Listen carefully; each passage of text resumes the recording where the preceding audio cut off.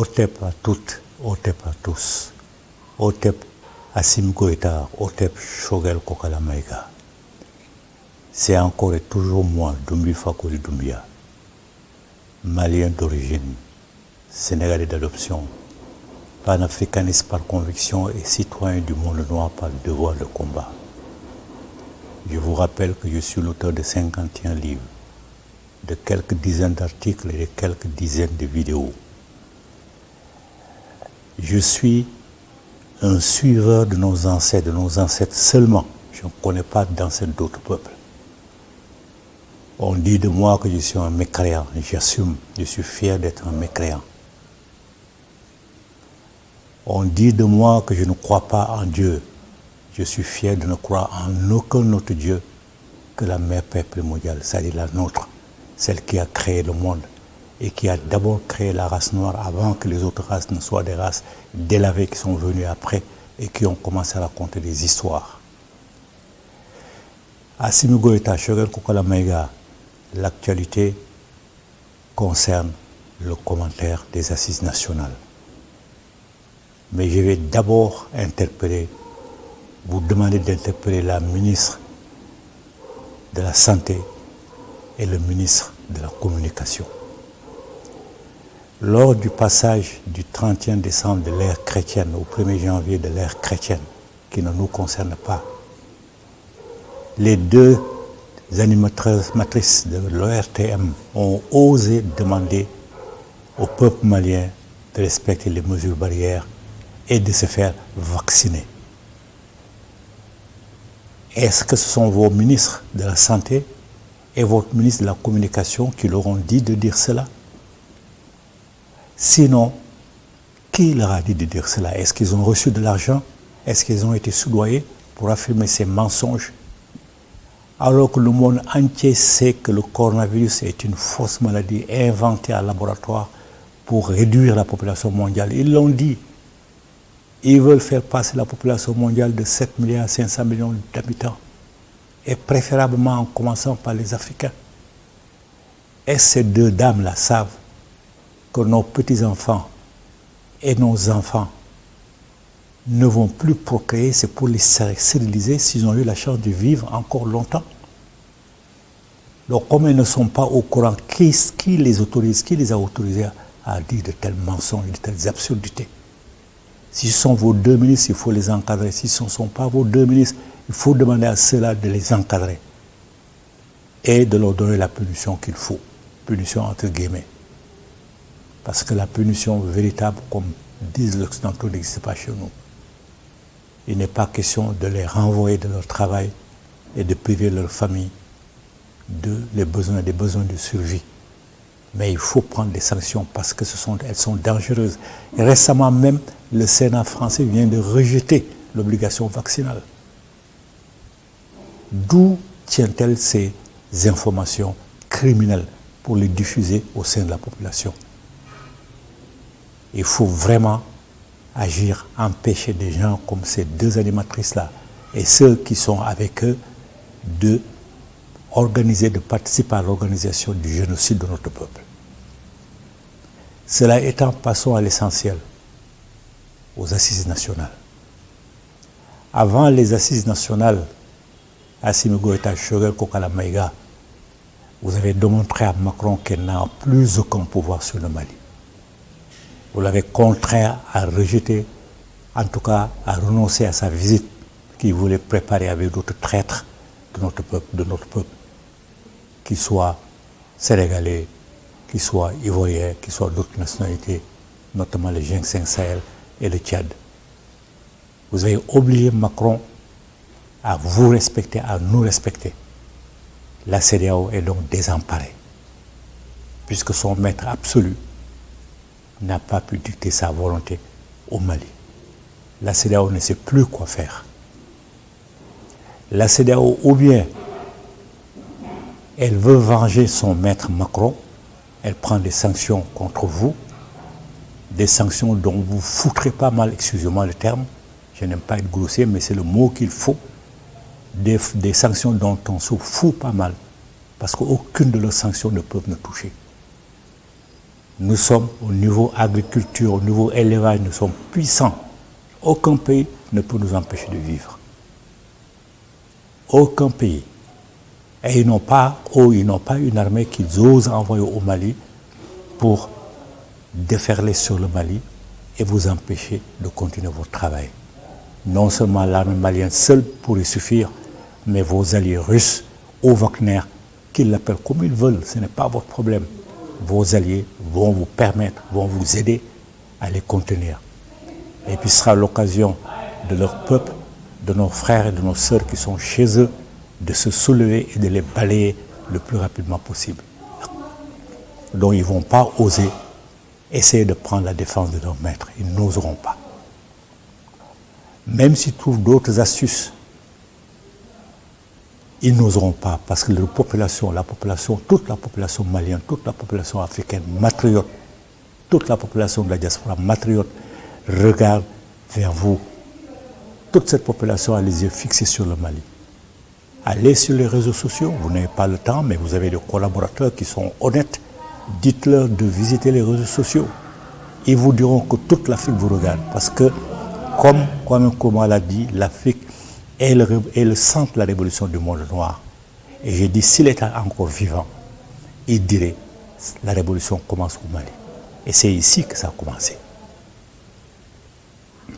La Guinée, tout près,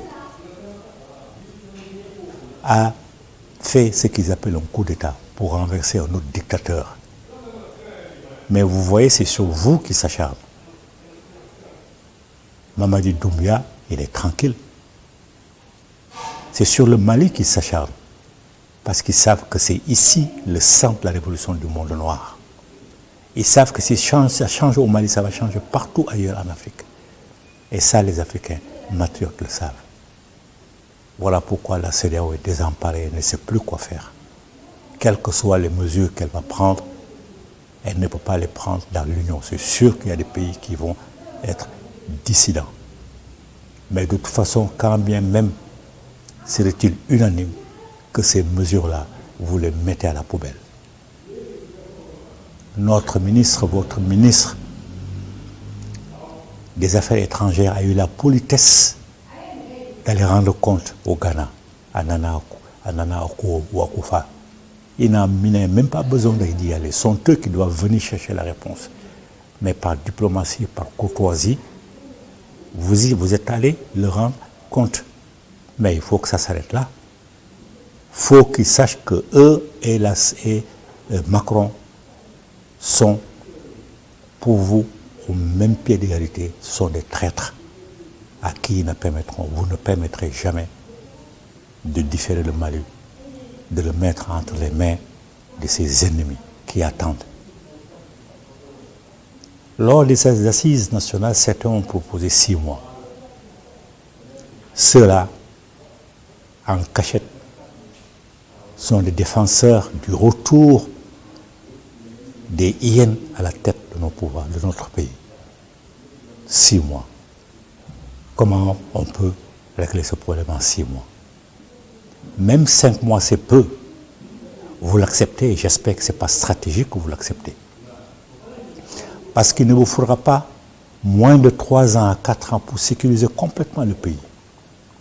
Oui, moins de 3 à 4 ans. Vous êtes des militaires. Assimi Goïta était camarade. Vous êtes des militaires. Vous savez très bien que 3 à 4 ans sont à peine suffisants pour sécuriser tout le pays. Il vous restera combien de temps alors pour organiser les élections, pour mettre en place toutes les structures? Donc 5 années, c'est peu. Je vous l'ai toujours dit et je vous le répète, gardez le pouvoir aussi longtemps qu'il faudra pour débarrasser notre pays de toutes ces vermines. Et ensuite, vous pouvez organiser des élections vraiment transparentes, libres, qui vont permettre aux vrais patriotes, de venir au pouvoir et de continuer votre travail salvateur. C'est ça qu'il faut faire. Acceptez le délai, le principe de 5 ans, mais prévoyez d'aller plus loin, s'il faut aller plus loin, et sans état d'âme. C'est ça qu'il faut faire. Les assises nationales ont parlé d'une nouvelle constitution. même si elle n'en avait pas parlé, vous deviez organiser une nouvelle constitution. Une nouvelle constitution dont un des articles va abroger l'article qui défend les militaires d'arriver au pouvoir. Assimi Goïta, toi étais camarade 4 colonels. Même tous les Maliens civils savent que l'armée, son rôle, c'est de défendre la population de ses ennemis extérieurs, mais aussi de ses ennemis intérieurs. Et les ennemis intérieurs de nos États sont plus nombreux et plus dangereux que les ennemis de l'extérieur, parce que ce sont eux qui remettent nos États entre les mains de l'ennemi extérieur. Parce que ce sont des groupes de francs-maçons de la pire espèce, des groupes de rosicruciens de la pire espèce, qui veulent avoir le pays pour le remettre entre les mains de nos pires ennemis. Donc, faites abroger cet article qui interdit à l'armée de prendre le pouvoir. Vous pouvez tourner autrement, mais il faut laisser une ouverture, une fenêtre qui permette à l'armée de mettre les points sur les i quand il y a des civils qui déconnent. Et les civils qui déconnent sont trop nombreux, on le sait. Si nos pays sont à genoux, c'est à cause de ces civils-là, des francs-maçons, des rosicruciens de la pire espèce. Donc il faut abroger cet article-là. Ce que vous pouvez faire aussi, et ce que vous devez faire, c'est empêcher les binationaux de devenir président de la République ou de devenir Premier ministre. Il faut les en empêcher. Les binationaux, pas africains, mais les binationaux étrangers. Binationaux africains, ça veut dire maliens, sénégalais, maliens, guinéens, maliens, ivoiriens, et tout ce que vous voulez, mais en tout cas un malien et africain. Mais un malien français, un malien anglais, un malien allemand, c'est un binational. Il ne peut pas, il ne doit en aucun cas diriger notre pays parce qu'il ne peut pas défendre les intérêts des deux pays. Lisez la charte de l'impérialisme et vous comprendrez. La charte de l'impérialisme ou la charte de la servitude, comme l'appellent les autres. Dans cette charte, il précise bien qu'aucun gouvernement que eux, ils n'ont pas mis en place, eux les impérialistes, n'est pas un gouvernement valable. Que seuls sont les gouvernements valables, les gouvernements que eux auront mis en place. Que le travail, c'est de diviser pour régner, pour partager les richesses des pays du tiers-monde. C'est ça leur objectif.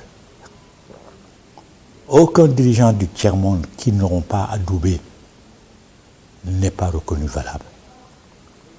Ce sont eux qui doivent choisir nos dirigeants. Le cas du Mali, c'est ça. Ils n'ont pas choisi le dirigeant du Mali et ils veulent mettre le Mali à genoux pour que les dirigeants qui vont choisir derrière viennent prendre le pouvoir. Et ces dirigeants seront forcément des francs-maçons, des rosicruciens de la pire espèce. Il faut donc les rejeter. Et des binationaux de la pire espèce. Il faut aussi réduire l'âge limite pour devenir candidat à la présidentielle, pour devenir candidat à la primature. Et réduisez-les. Si vous suivez l'actualité, vous savez que Joe Biden, qui a 80 ans, qui vient d'entrer, je crois, dans ses 80 ans, années, est gravataire. Il dort dans les conférences. Il manque de tomber de l'avion quand il descend. Il oublie le nom de ses collaborateurs. Il oublie même ce qu'il a dit. Joe Biden, le président des États les plus puissants du monde. Parce qu'il devient gravataire, parce qu'il vieillit. Assimi Goïta, toi-même, tu as dit que si tu échoues, c'est la jeunesse malienne qui échoue. Alors, il faut t'arranger pour que la jeunesse malienne prenne le pouvoir. La jeunesse malienne, elle est pleine d'impatience. Elle est pleine de volonté. Une jeunesse vraiment matriote qui est prête à tout bousculer pour que le Mali et l'Afrique sortent définitivement de la situation de servitude dans laquelle nos pays sont maintenus. Donc il faut faire en sorte que la jeunesse prenne le pouvoir.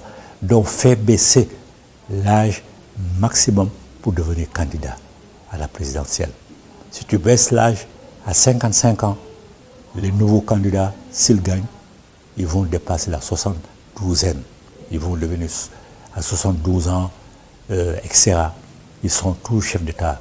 Et chacun a sa façon de mûrir Certains d'entre eux vont devenir des grabataires, même à 65 ans.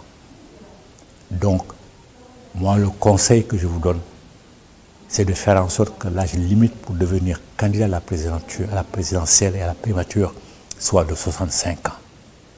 Et puis, de relever l'âge du mandat à 7 ans et un mandat unique.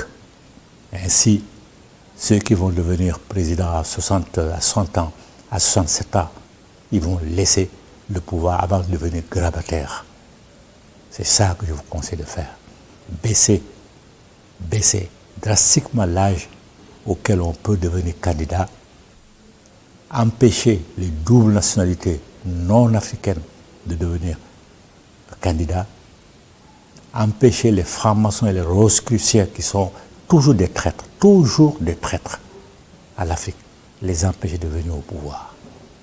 Voilà quelques-unes des mesures que vous pouvez prendre, que vous pouvez indiquer au rédacteur de la nouvelle constitution de mettre dans la constitution et bien entendu, comme je l'ai dit au départ, d'empêcher que la constitution vous criminalise, vous les militaires, parce que vous êtes nos seuls garants.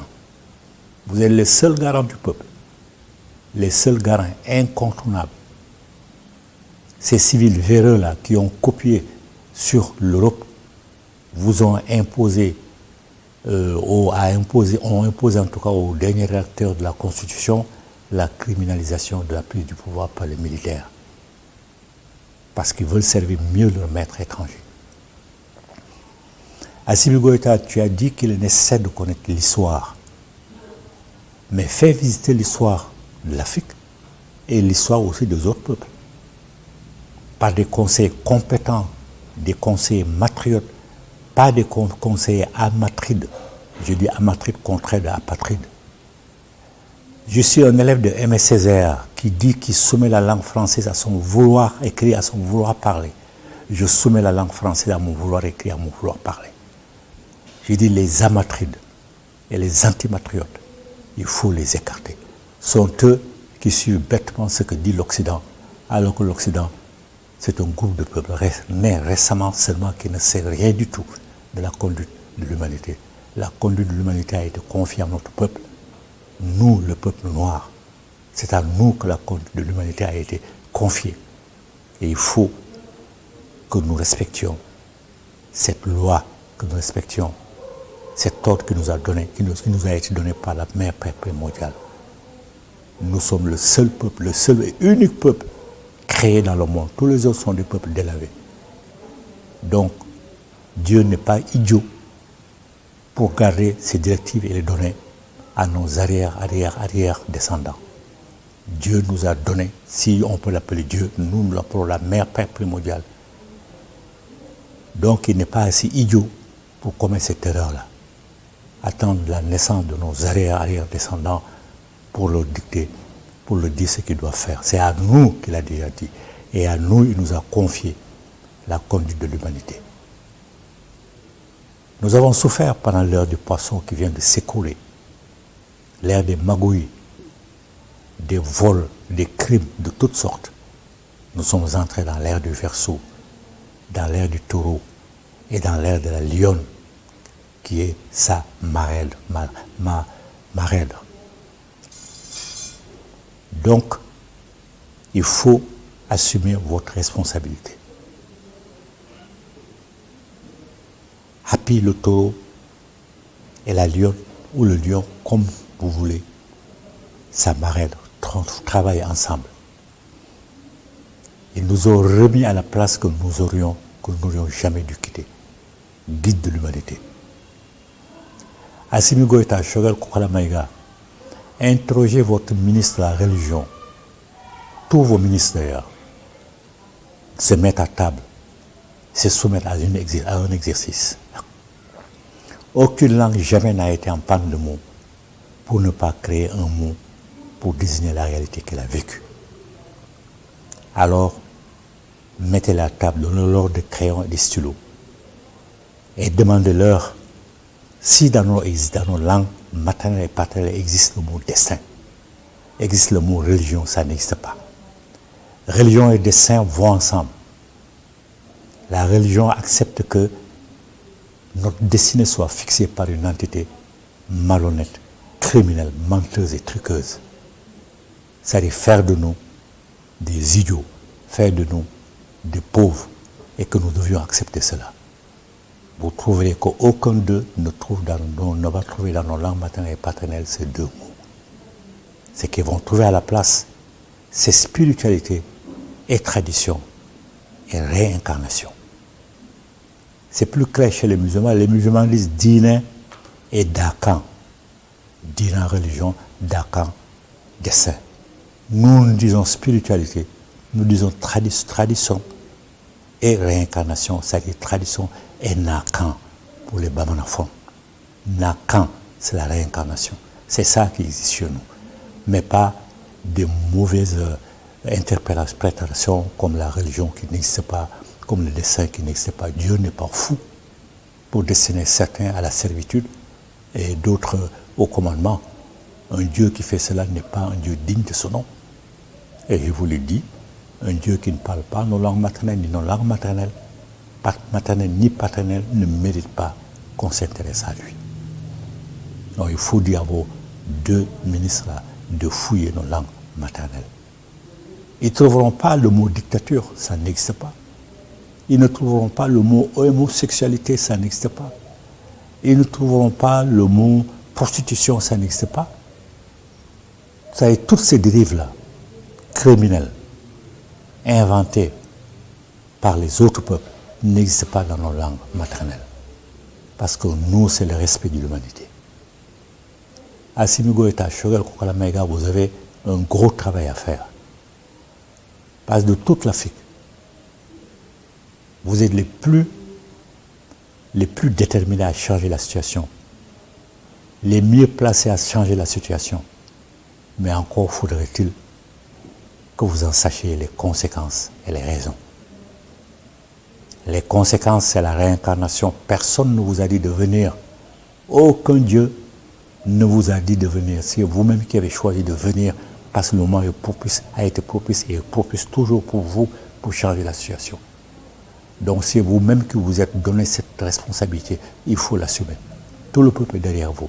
Pas tout le peuple est composé de plusieurs réincarnés qui sont venus pour changer la situation. Vous êtes leur guide. Alors le peuple malien patriote, le peuple africain patriote, le peuple de la diaspora patriote est derrière vous. Il faut assumer.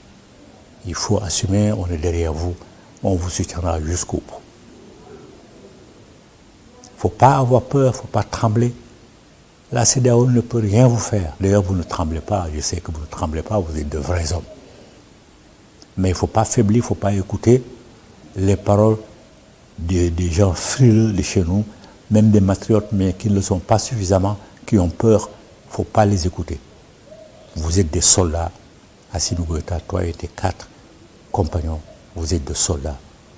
Vous savez que la peur ne vous amènera nulle part. Choguel Maïga est un civil, mais lui aussi sait que la peur ne l'amènera nulle part. Il est décidé, vous êtes décidé à nettoyer l'avenir de notre monde, notre pays, à déblayer la route pour que la jeunesse puisse venir au pouvoir et assumer son rôle. Je te le rappelle, Assimi Goïta, tu as dit tu es jeune, si tu échoues, c'est la jeunesse qui échoue. Alors il faut préparer la route pour que la jeunesse n'échoue pas. Baisse l'âge maximum ou minimum auquel les gens peuvent accéder à la candidature à la présidence et à la candidature à la primature. Il faut baisser de telle sorte qu'un seul mandat de 7 ans suffise et qu'aucun grabataire ne vienne diriger nos États. Voilà ce que je voulais vous dire aujourd'hui.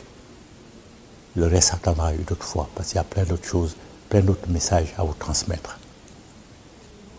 En tout cas, je le répète encore, je suis avec vous à 101%. Tous les Maliens patriotes, tous les Maliennes patriotes sont avec vous à 101%. Tous les Africains patriotes sont avec vous à 101%. Tous ceux de la diaspora, sont avec vous à 101%. Vous n'avez pas le temps de vous promener dans les réseaux sociaux, mais vous devez former des équipes qui vont explorer les réseaux sociaux pour savoir ce que les Africains, ce que les Maliens, les Africains et ceux de la diaspora pensent de vous. L'espoir qu'ils ont investi sur vous, vous n'allez pas les décevoir et je sais que vous n'allez pas les décevoir. Alors, travaillez à votre rythme. Les 5 ans proposés par les assises sont simplement indicatifs. Vous les considérez comme simplement indicatifs. Vous pouvez aller bien au-delà, afin de permettre à notre pays de se nettoyer de toutes ces vermines, de tous ces traites, de tous ces antimatriotes, afin qu'aucun d'eux ne puisse venir au pouvoir. Voilà ce que j'avais à vous dire. Bonne réflexion. Puissent nos vénérables ancêtres continuer de vous inspirer la pensée juste, la parole juste, l'acte juste et courageux. Vie, santé, force. Amen, amen, amen.